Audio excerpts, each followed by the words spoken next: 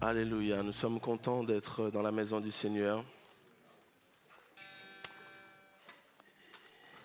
Il est fidèle. J'ai terminé le message depuis jeudi soir, jeudi après-midi, et je n'ai qu'une hâte, c'est de le prêcher. Donc il a fallu que j'attende pour porter la parole de Dieu. Mais Dieu connaît toutes choses, il connaît le moment. Alléluia.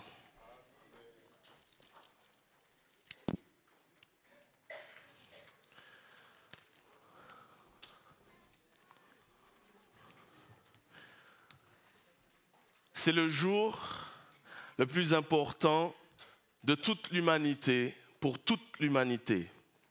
Des hommes et des prophètes l'ont eu en songe et l'ont prophétisé. La nature soupirait déjà, mais ce jour-là, ces soupirs ont été atténués. Ce jour-là, l'espérance du salut a été donnée. L'espérance d'une vie nouvelle a été prononcée. Si les hommes, les gouvernements l'ont perçu comme un fait historique, un fait divers, ce jour-là fut le début du commencement. Ce jour-là, le début de la liberté. Ce jour-là, le début de la victoire. Une victoire acquise, une victoire possible, une victoire accessible, perceptible, transmissible. Parce que ce jour-là, dans le tombeau, il n'est pas resté. Ce jour-là, les anges ont plongé leur regard sur ce qui se passait. Ce jour-là, les cieux ont été bouleversés. Ce jour-là, on a parlé de spectacle gore, sanguin, cruel. Mais en vérité, plus il y a eu du sang ce jour-là, plus la victoire a été belle.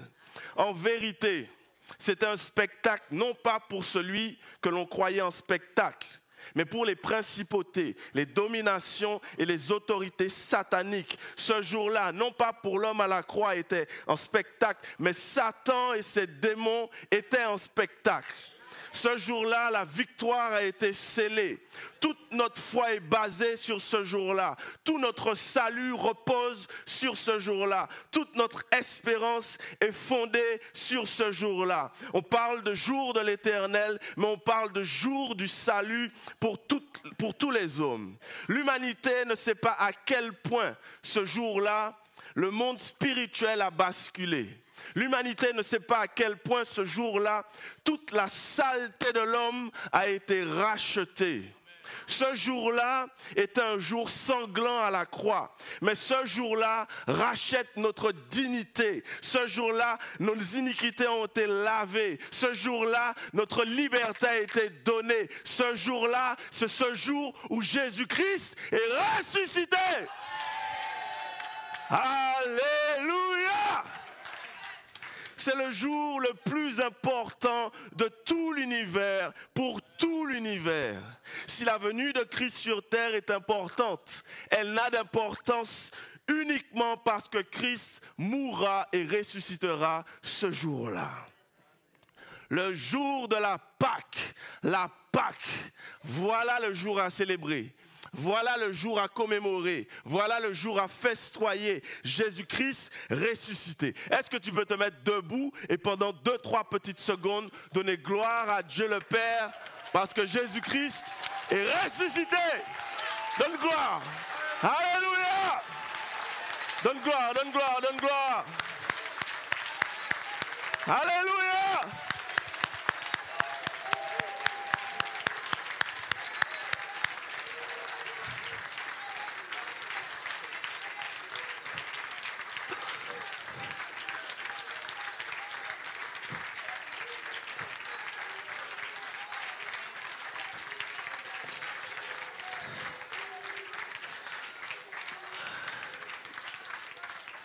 S'il y a un jour où l'Église est en fête, c'est bien ce jour de Pâques. S'il y a un jour où l'Église, même le bâtiment doit être rempli, c'est ce jour de Pâques. Donnons gloire encore à Jésus. Donnons gloire encore à Jésus. Merci pour la résurrection.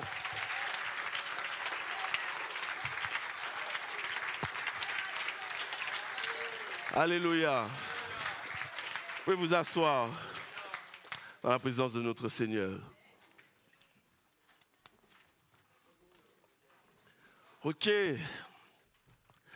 N'avez-vous jamais eu mal, une douleur forte, mais une douleur à tel point que vous sentez que vous allez mourir? Une douleur où vous vous dites, ça y est, c'est bon, je pars, je m'en vais. Quand ce genre de douleur intense vous fait mal, vous n'avez pas la force de parler. Vous n'avez pas la force de dire quoi que ce soit. Vous savez tous que je souffrais, je parle au passé, de fortes migraines. Et lorsque j'avais ces migraines, merci Seigneur, ma femme, elle a toujours été aux petits soins avec moi. Mais quelque chose qu'elle avait compris, c'était que lorsque la douleur était tellement forte, je ne prononçais plus aucun mot. Pas même un mot sortait de ma bouche, tellement je souffrais. Je ne réponds plus à rien du tout. Mais on se comprenait, on se comprend. On a même développé un système où quand elle me pose une question, si c'est oui, je cligne des yeux.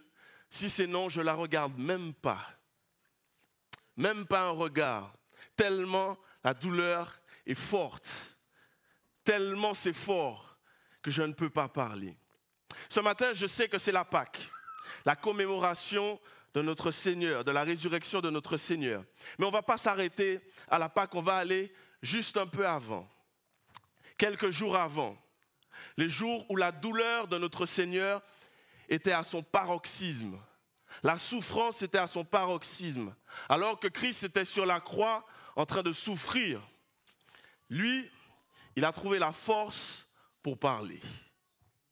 Malgré l'intense douleur, malgré l'intense souffrance, Jésus a prononcé quelques mots. Si on regarde les évangiles, on réalise que ce ne sont pas quelques mots, mais précisément 7 paroles, 7 phrases que Jésus-Christ a prononcées. Rassemblez Matthieu, rassemblez Luc, rassemblez Jean, rassemblez Marc. Prenez les évangiles et vous allez voir qu'il a dit 7 petites phrases. On les connaît tous d'ailleurs. Bah oui. Quelles sont les phrases qu'il a dit à la croix? Père, pardonne-leur, ils ne savent pas ce qu'ils ont fait. Tout est accompli. Ça, c'était pas à la croix. Je remets mon esprit entre tes mains. Il y a les chrétiens le jour de la Pâque.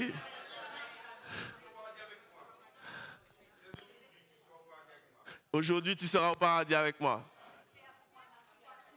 Pourquoi m'as-tu abandonné? Voici ton fils et mère, voici ta mère. Je remets mon esprit entre tes mains. Ok, dans l'ordre. Père, pardonne-leur, car ils ne savent pas ce qu'ils font. Je te le dis en vérité, aujourd'hui, tu seras dans le paradis avec moi. Il a dit à sa mère, femme, voici ton fils. Puis il a dit aux disciples, voici ta mère. Mon Dieu, pourquoi m'as-tu abandonné? J'ai soif. Tout est accompli. Et Père, je remets mon esprit entre tes mains. On va voir les 7 paroles de Jésus, riches en enseignement, riches en révélation. Mais avant, il faut savoir que ces 7 paroles-là, plusieurs auteurs, plusieurs théologiens et plusieurs pasteurs en ont parlé. Mais je n'avais jamais entendu de message dessus. Je n'ai jamais entendu de message dessus. Et si vous n'avez jamais entendu de message dessus, voici un message dessus. Nous commençons une série qui s'appelle « Les derniers mots de Jésus sur la croix ». Les derniers mots de Jésus sur la croix. Dimanche prochain, nous avons jeûne. Donc dimanche prochain, à partir de 9h, nous avons jeûne. Donc dimanche prochain, on continue la série le matin et l'après-midi. Et peut-être, si ça déborde, on va aller jusqu'au dimanche d'après. La série, les derniers mots de Jésus. On va quand même lire un passage de la crucifixion. On va prendre Jean 19, 16 à 30. On va se mettre debout et on va lire Jean 19, 16 à 30.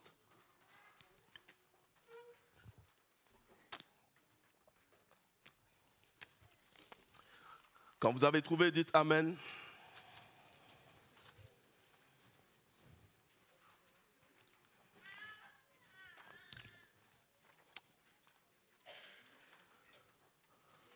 Amen. Le soir de ce jour qui était le premier de la semaine, désolé. Alors il le livra pour être crucifié. Ils prirent donc Jésus et l'emmenèrent. Jésus, portant sa croix, arriva au lieu du crâne qui se nomme en hébreu Golgotha. C'est là qu'il fut crucifié et 2 autres avec lui, un de chaque côté, Jésus au milieu. Pilate fit une inscription qu'il plaça sur la croix qui était ainsi conçue: Jésus de Nazareth, roi des Juifs. Beaucoup de Juifs lurent cette inscription parce que le lieu où Jésus fut crucifié était près de la ville. Elle était en hébreu, en grec et en latin. Les principaux sacrificateurs des Juifs dirent à Pilate: n'écris pas roi des Juifs, mais écris qu'il a dit: je suis roi des Juifs. Pilate répondit: ce que j'ai écrit, je l'ai écrit. Les soldats, après avoir crucifié Jésus, prirent ses vêtements et en firent 4 parts, une part pour chaque soldat. Ils prirent aussi sa tunique qui était sans couture, un seul tissu depuis le haut jusqu'en bas. Et ils dirent entre eux: ne la déchirons pas, mais tirons au sort à qui elle sera. Cela arriva afin que s'accomplisse cette parole de l'Écriture. Ils se sont partagés mes vêtements, ils ont tiré au sort ma tunique. Voilà ce que firent les soldats. Près de la croix de Jésus se tenaient sa mère et la sœur de sa mère, Marie, femme de Clopas, et Marie de Magdala. Jésus, voyant sa mère et auprès d'elle le disciple qu'il aimait, dit à sa mère: femme, voilà ton fils. Puis il dit au disciple: voilà ta mère. Et dès ce moment, le disciple l'a pris chez lui. Jusqu'à 30. Après cela, Jésus, qui savait que tout était déjà consommé, dit, afin que l'écriture s'accomplisse: j'ai soif. Il y avait là un vase plein de vinaigre. Les soldats en remplirent une éponge et l'ayant fixé à une branche d'hysope, ils l'approchèrent de sa bouche. Quand Jésus eut pris le vinaigre, il dit: tout est accompli. Et en baissant la tête, il rendit l'esprit. Prions le Seigneur. Père, j'ai besoin de toi ce matin. Dirige-nous dans ta parole et fais-nous du bien au nom de Jésus-Christ. Amen. Vous pouvez vous asseoir. Dans ce texte, on voit déjà plusieurs mots de Jésus. Dis à ton voisin les derniers mots de Jésus sur la croix, partie 1. On va prendre ce premier. J'ai soif. J'ai soif. Après cela, Jésus, qui savait que tout était consumé, dit, afin que l'Écriture s'accomplisse: j'ai soif. Il y a 3 raisons à ces 3 petits mots que Jésus prononce: j'ai soif. La première raison, elle est humaine. Rien n'est comparable, vraiment rien n'est comparable. Mais juste que tu comprennes, c'est la logique. C'est la première des choses que l'on fait lorsque quelqu'un fait un malaise ou lorsque quelqu'un ne se sent pas bien. Qu'est-ce qu'on lui dit? Va prendre un petit verre d'eau. C'est la logique. On a tous ce réflexe-là. On va lui prendre un petit verre d'eau. Mais dans le cas de Jésus, ce n'était pas seulement pour un petit soulagement. Il y avait un corps blessé, meurtri. Il avait perdu déjà beaucoup de sang à cause des coups donnés. L'organisme lui-même avait besoin d'eau, donc c'est normal qu'il puisse dire: j'ai soif. Une autre raison était l'accomplissement de la prophétie. Voilà un Jésus agonisant, une douleur extrême, mais un Jésus qui n'oublie pas de dire: je suis le Messie. Reste avec moi. En disant j'ai soif, Jésus renvoie au psaume messianique, au verset messianique. Les prophètes avaient parlé du Messie. Ils avaient parlé de ce moment-là. Donc Jésus, comme un bon soldat qui veut remplir sa mission, avant de mourir, va tout faire pour que la prophétie s'accomplisse parfaitement. Tout faire pour que tout soit parfait. Donc il va dire: j'ai soif. Regarde dans le psaume 22. Ma force se dessèche comme l'argile et ma langue s'attache à mon palais. Tu me réduis à la poussière de la mort. Encore un autre psaume messianique, le psaume 69, 21. Ils mettent du fiel dans ma nourriture et pour apaiser ma soif, ils m'abreuvent de vinaigre. Ça, c'est des choses qui ont été dites des siècles avant. Et Jésus, sur la croix, est tout simplement en train de dire: hey, la prophétie s'accomplit. En disant j'ai soif, ça vous renvoie à ces versets-là: je suis le Messie. Mais la dernière raison du j'ai soif, certains commentateurs parlent d'une autre raison. Oui, le j'ai soif par rapport à la douleur, c'est vrai. Oui, le j'ai soif par rapport à la prophétie, c'est vrai. Mais reste avec moi. Plusieurs d'entre eux disent que Jésus a dit un j'ai soif pour une autre chose. Jésus a dit j'ai soif de donner le salut aux hommes. Et si vous vous souvenez, dans Jean au chapitre 4, il a rencontré la femme samaritaine et il lui a dit donne-moi à boire. Si vous lisez l'histoire en entier, jamais Jésus ne va boire. Mais il dira plus tard aux disciples, ma nourriture ou encore ma soif est de faire la volonté de celui qui m'a envoyé. Il a hâte. Sur la croix, il dit, j'ai soif de salut. J'ai soif de donner le salut aux hommes. Il a hâte de faire ce cadeau à l'humanité. Il a hâte de sauver les hommes de leurs péchés. Il a hâte de sauver la condition humaine. J'ai soif de leur donner la vie éternelle. J'ai soif de changer leur vie de mort, leur vie par ma mort et ma résurrection. J'ai soif de les transformer en nouvelles créatures. J'ai soif. Mais, dans ma réflexion, je me suis dit, si Jésus revenait sur terre aujourd'hui, il prononcerait aussi ces trois mots, j'ai soif. Quand il verrait la décadence, la déchéance de l'homme et de l'humanité, quand il verrait l'égoïsme, l'insensibilité des hommes, nous toutes way, Notre-Dame de Paris qui a brûlé, les millions qui descendent là-bas, mais des hommes et des femmes meurent de faim, rien ne se passe. Quand il aurait vu cette déchéance, cette insensibilité, là aussi Jésus aurait dit, j'ai soif de les sauver. Mais le pire, c'est que si Jésus regarderait l'Église aujourd'hui, aussi, il dirait, j'ai soif. Je crois que, pareil, pas pour le salut des hommes, nous sommes sauvés. Mais je crois qu'il dirait, j'ai soif de voir une église debout. J'ai soif de voir des enfants de Dieu zélés. J'ai soif de voir des disciples qui vivent dans la sainteté.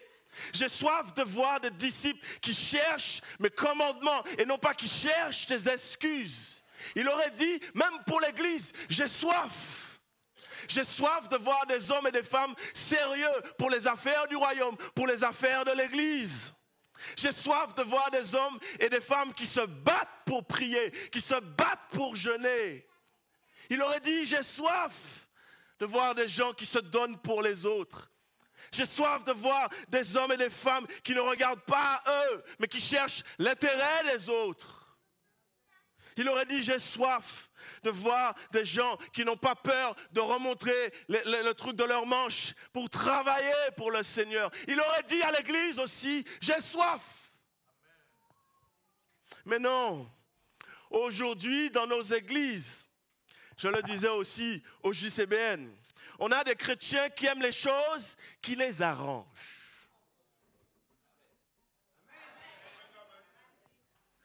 On a des chrétiens qui aiment les choses qui les arrangent. Quand Dieu leur demande quelque chose, ça ne m'arrange pas trop. Quand Dieu demande quelque chose, non Seigneur, ce n'est pas vraiment ce que mon cœur désire. Quand à l'église, on dit il faut faire ci, il faut faire ça, ça ne m'arrange pas trop. Aujourd'hui, on a des chrétiens qui aiment les choses qui les arrangent. On a besoin de ci, on a besoin de ça. Comme disait ma soeur ce matin à l'école du dimanche, il y a d'autres personnes. Aujourd'hui, on a des chrétiens qui aiment les choses qui les arrangent. On est devenu presque comme le monde. On est censé refléter des choses pour le monde, mais le monde reflète des choses sur nous. On est devenu comme le monde. Le monde aime les choses, ils font les choses qui les arrangent. Les choses qui leur font plaisir, c'est ce qu'ils font. Le monde ne se force pas. J'ai envie de faire ça, je fais ça. Et bien, on a des chrétiens comme ça aujourd'hui. J'ai pas envie de ça. Ça ne m'arrange pas. Quand Jésus nous regarde, est-ce qu'il ne dit pas aussi, j'ai soif? J'ai soif de changement dans leur vie. J'ai soif de transformation dans leur cœur. J'ai soif de soumission à leur manière. C'est des chrétiens, mais j'ai soif que leur cœur soit transformé. Parce qu'aujourd'hui, on a des chrétiens qui sont sauvés, mais pas zélés. On a des chrétiens qui sont enseignés, mais pas engagés. On a des chrétiens qui sont instruits, mais pas appliqués. Jésus, voyant l'église aujourd'hui, est-ce qu'il ne dirait pas non plus « J'ai soif ». Dis à ton voisin, est-ce qu'en te regardant, il ne dit pas « J'ai soif ».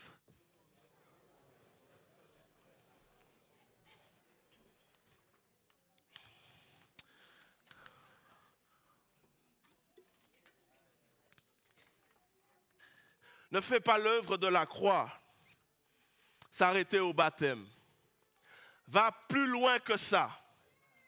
Sois zélé, sois engagé, sois transformé. Ne sois pas de ceux qui disent « Ah, ça ne m'arrange pas. Ah, c'est compliqué, on laisse tomber. Ah, je n'aime pas trop ça. Ah, non, c'est trop dur. » Non, Jésus a gagné à la croix. Toi aussi, tu dois gagner. Même si c'est dur, même si c'est compliqué, toi aussi tu dois gagner. Ben, il a été raide, mais il a gagné. Les chrétiens aujourd'hui voient la croix de Jésus-Christ, la couronne de Jésus-Christ, mais ils ne voient pas la croix de Jésus-Christ. Il y a une croix avant la couronne. Hein? Il y a une croix avant la couronne. Sois zélé. Toi aussi tu peux gagner. Toi aussi, tu peux remporter des victoires. Tu peux renverser des montagnes. Toi aussi, il t'a donné tout pouvoir. L'œuvre de la croix ne s'arrête pas au baptême seulement. Je suis baptisé, je suis sauvé et voilà. Va plus loin que ça. Il n'est pas mort pour rien. Il n'est pas mort pour rien, je suis motivé. Il n'est pas mort pour rien, je suis au combat. Les épreuves sont sur moi, mais je suis au combat. C'est compliqué, mais je vais réussir. Il a gagné à la croix. Son œuvre n'est pas vaine, je vais réussir. Pour qu'à chaque fois, quand il te regarde, il ne puisse pas dire « J'ai soif qu'il soit zélé, j'ai soif qu'il soit déterminé, j'ai soif ceci », mais qu'il puisse dire « Je suis rassasié par son zèle. Je suis rassasié par sa détermination. Je suis rassasié par sa foi. Même si l'épreuve le bat, je vois sa foi. Je suis rassasié par sa foi, son assurance, sa confiance en moi. » Qu'il ne puisse pas dire « j'ai soif », mais qu'il puisse dire « je suis rassasié ». Ça va?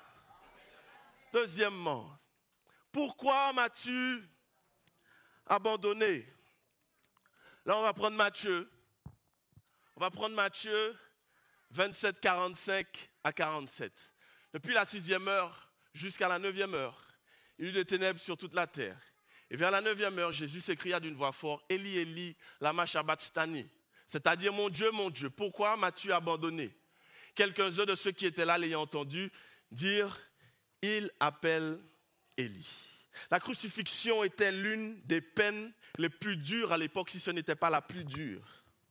Si on se base sur les évangiles, précisément de Marc, on comprend que Jésus-Christ, reste avec moi, a été crucifié aux environs de 9 heures du matin. Les ténèbres sont apparues à la 6e heure. À la 6e heure, c'est-à-dire vers midi. Vers midi, le ciel a changé, l'atmosphère a changé. Cela veut dire que même dans le monde atmosphérique, même dans la nature, il y a quelque chose qui se passait. Pendant près de 3 heures, l'obscurité a frappé. Et si on compte bien, Jésus-Christ a passé près de 6 heures sur la croix. Près de 6 heures sur la croix. Imaginez-vous ça un moment. Vous avez été battu, fouetté. Et là, on plante un long clou sur vos pieds. On plante un clou sur vos mains. On plante un clou sur votre autre main. Et on vous pend sur un bois. La position était terrible. J'ai lu un livre qui disait que les experts disaient que cette position-là était incroyable. d'une souffrance atroce. Non seulement il souffrait, mais il avait du mal à respirer. Cette position-là faisait qu'il avait du mal à respirer. Parce que s'il pousse, il se fait mal aux pieds, mais en même temps, il faut qu'il tienne. Donc, il suffoquait. Pendant près de 6 heures, ton sauveur s'est appuyé sur ses mains et sur ses pieds. Pendant près de 6 heures, il a essayé de respirer.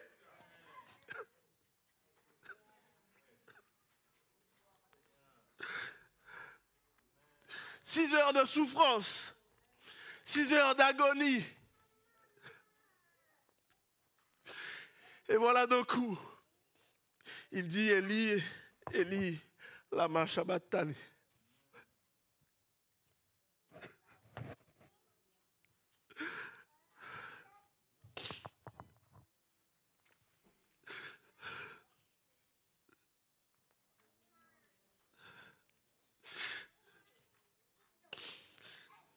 Laisse-moi déjà juste te dire sur ça. J'ouvre une parenthèse. J'ouvre une parenthèse. Quand tu souffres, désolé.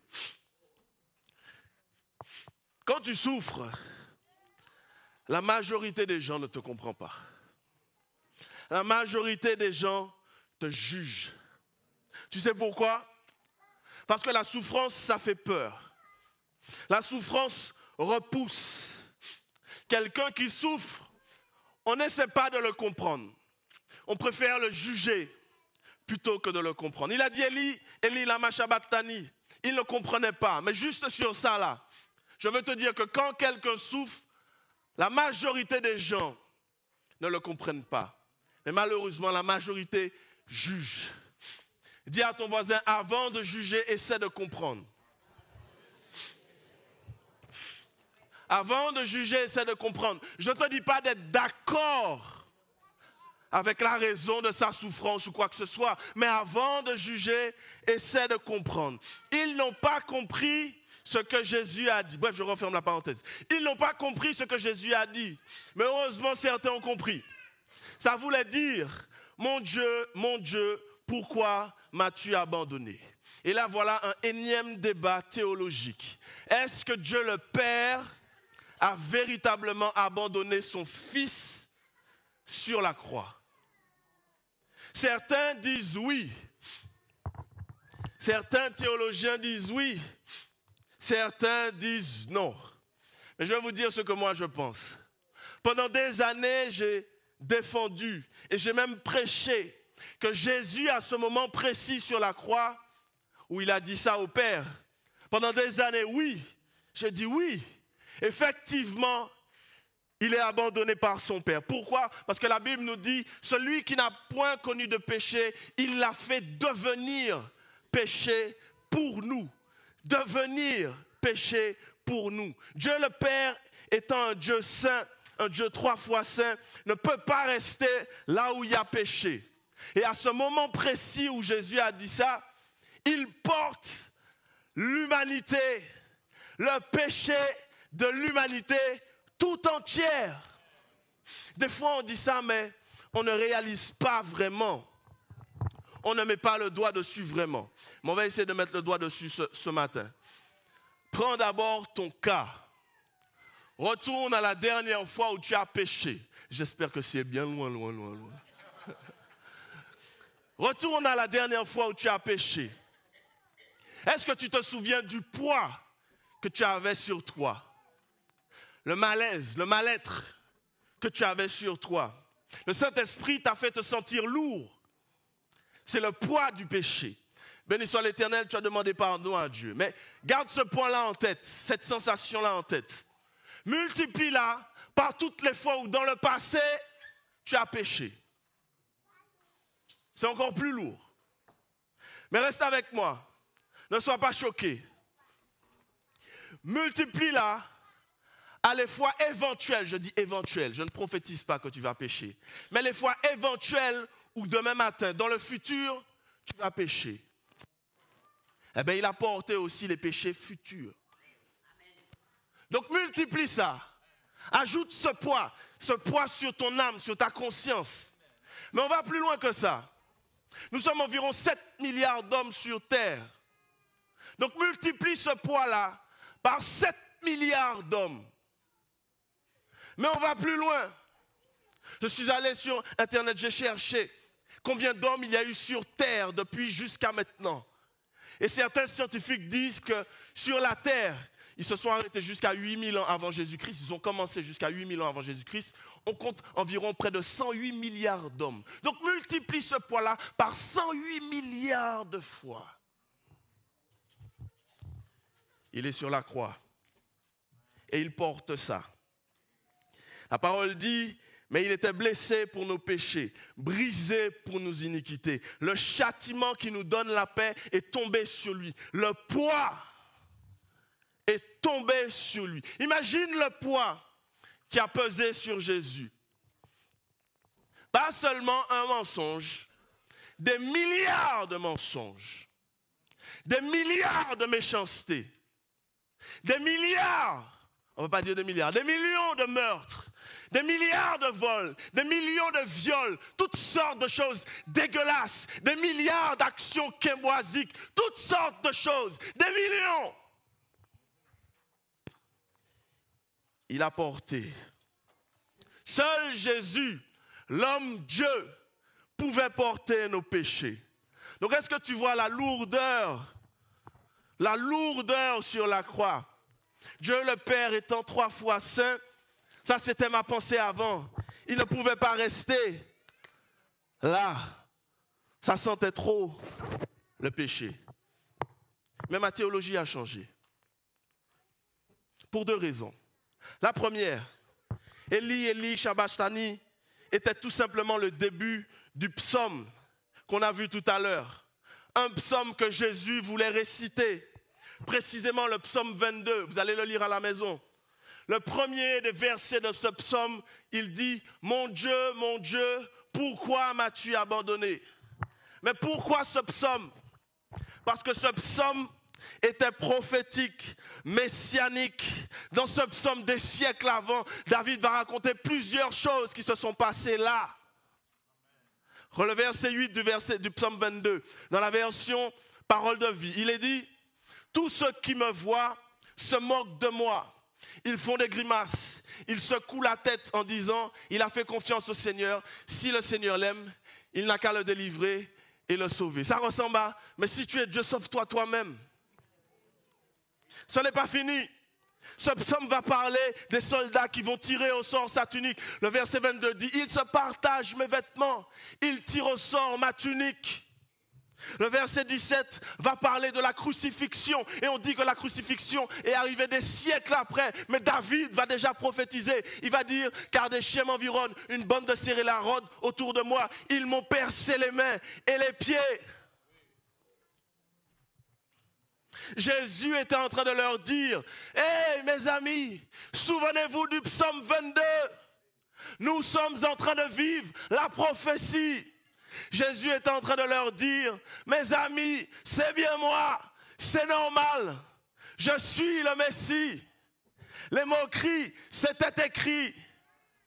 Le crachat, il était Adam. La crucifixion, il était Adam. Souvenez-vous du psaume 22, Eli, Eli, Shabachthani. Je suis bien le Messie, n'ayez pas peur, gardez foi en moi. Mais face à la scène sanglante, au spectacle, les disciples ne pouvaient pas réfléchir. Ce n'est que par la suite, ils ont compris. Hey, mais c'était les paroles du psaume 22. Mais si on regarde, on a parlé de crucifixion, on a parlé de ci, on a parlé de ça. Effectivement, il est le Messie. Mais l'autre raison qui m'a fait changer d'avis aussi, surtout sur pourquoi m'as-tu abandonné. Reste avec moi. Combien de fois avons-nous vécu la même chose?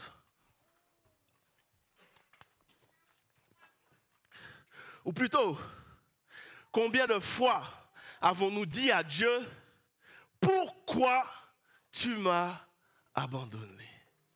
Combien de fois avons-nous dit à Jésus, mais où es-tu? Combien de fois avons-nous dit à Jésus, j'ai besoin de toi dans cette épreuve, je ne te vois pas. Combien de fois avons-nous prié et aucune réponse n'est venue? Suis-je le seul?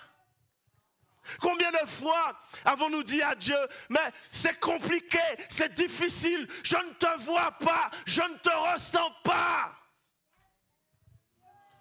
Mais dans la réalité, quand la crise est passée, on réalise que Dieu était là. Alléluia. On réalise que Dieu... Ce matin, laisse-moi te dire, ce n'est pas parce que je ne ressens pas Dieu que ça ne veut pas dire que Dieu n'est pas là. J'ai une bonne nouvelle pour toi. Dieu est toujours là. Toujours là. Je ne ressens pas sa présence peut-être, mais il est là. Je ne vois pas sa main dans ma vie peut-être, mais il est là. Dieu est toujours là. Dis à ton voisin, même si tu ne le ressens pas, il est là. Mais ça m'amène à te dire aussi, quand le péché est sur moi, j'ai du mal à ressentir la présence de Dieu. Jésus l'a dit, il a porté le péché, il a tenu le péché du monde. Donc il ne pouvait pas ressentir la présence de Dieu comme il la ressentait avant. Mais ne pas ressentir ne veut pas dire qu'il n'est pas là. Dieu est toujours là. Dis à ton voisin, toujours là. Dis-lui encore, toujours là. Toujours là, toujours là, toujours là, toujours là. Je veux t'encourager ce matin. Prendre le temps de te dire, quand rien ne fonctionne, quand rien ne marche, quand tu te sens seul, quand tu sens que personne ne te soutient, que personne ne te comprend, que justement tu es seul contre tous, seul contre le diable, seul face aux problèmes, seul face à ta famille, garde toujours en réserve une petite dose de foi pour te rappeler que Dieu est toujours là.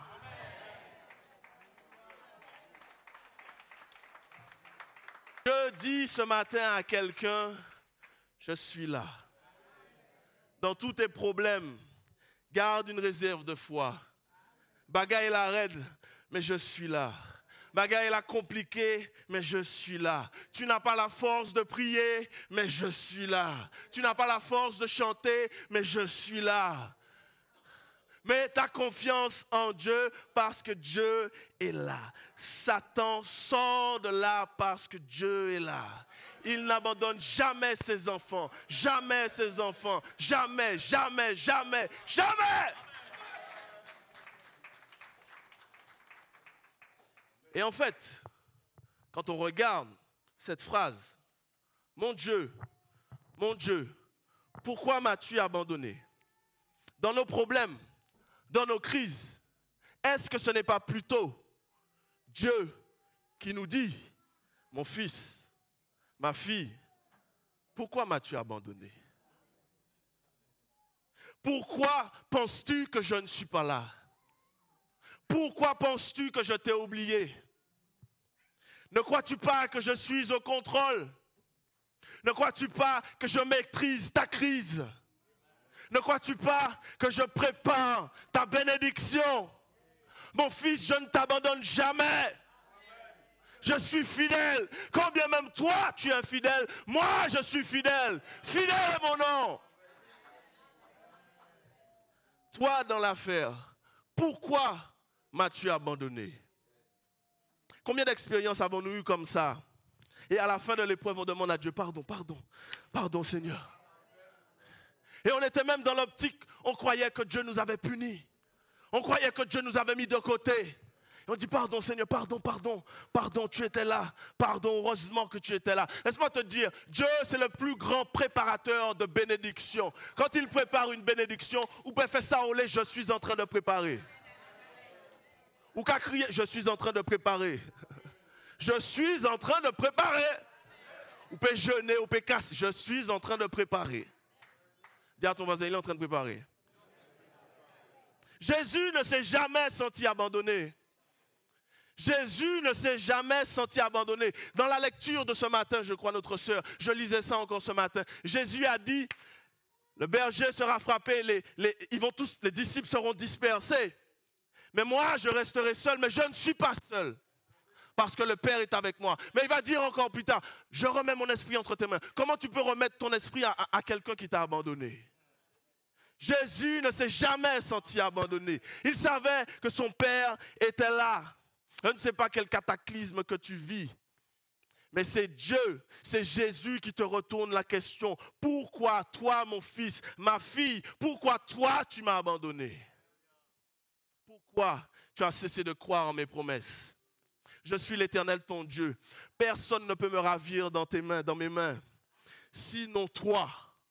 Par manque de foi, par manque d'assurance, par manque de confiance. Mais personne ne sort de là, sinon toi. Retrouve ma présence. Alléluia. Retrouve ma présence. La grâce de foi qui te reste. Retrouve ma présence. J'ai tout remis entre les mains de mon Fils Jésus-Christ. Il a vaincu la mort, il est ressuscité, il a brisé la mort, il a brisé les chaînes, il a livré Satan en spectacle. Retrouve ma présence, retrouve ma présence. Le sang de mon Fils te vivifie, le sang de mon Fils te lave, le sang de mon Fils pardonne tes péchés. Retrouve ma présence. Parfois, je suis dans la même pièce que toi, mais tu ne me vois pas. Retrouve ma présence. Parfois, je suis devant toi, mais tu ne me sens pas. Retrouve ma présence. Je suis juste devant toi. Si je n'étais pas là, je préfère même pas continuer. Retrouve ma présence. Retrouve ma présence. Le sacrifice de Jésus n'est pas vain. Retrouve ma présence. On va se mettre debout.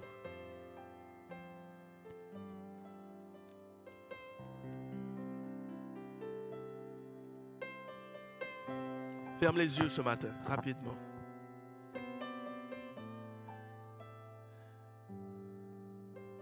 Jésus a soif.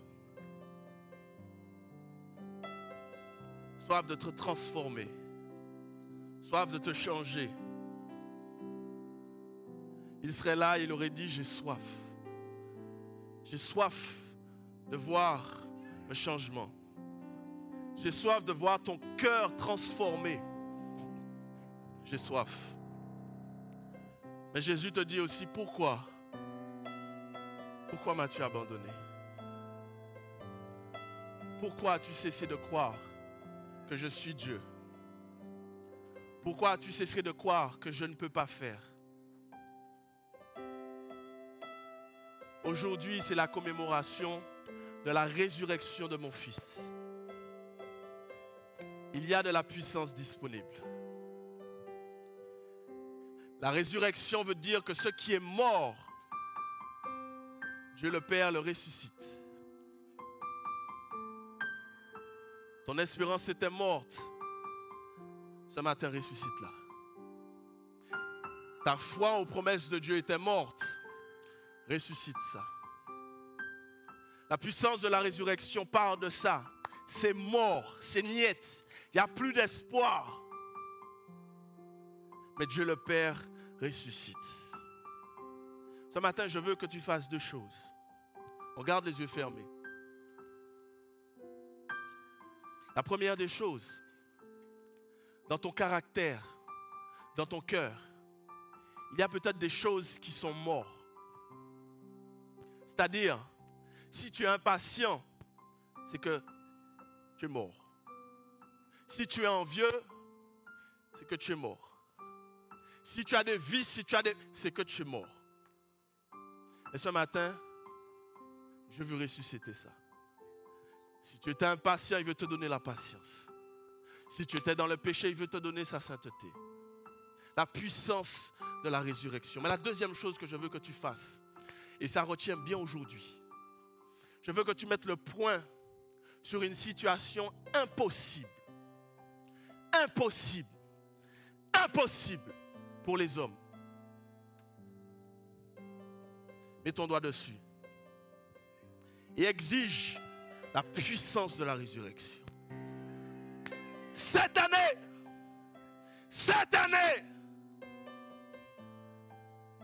cette année, la puissance de la résurrection. Est-ce que tu es avec moi ce matin?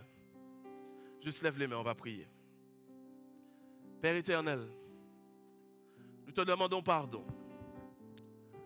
Parce que c'est toi qui as soif dans l'histoire. Soif de nous voir changer. Soif de nous voir transformer. Pardonne-nous.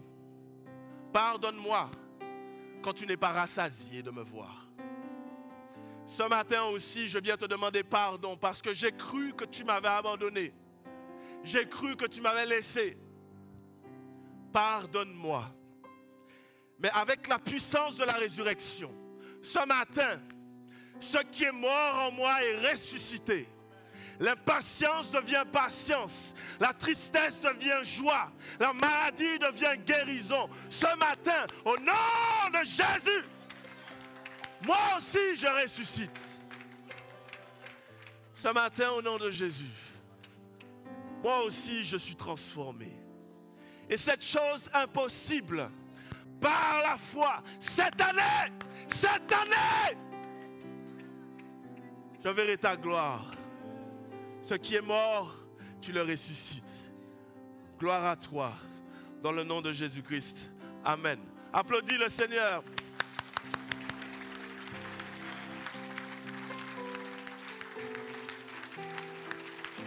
Alléluia.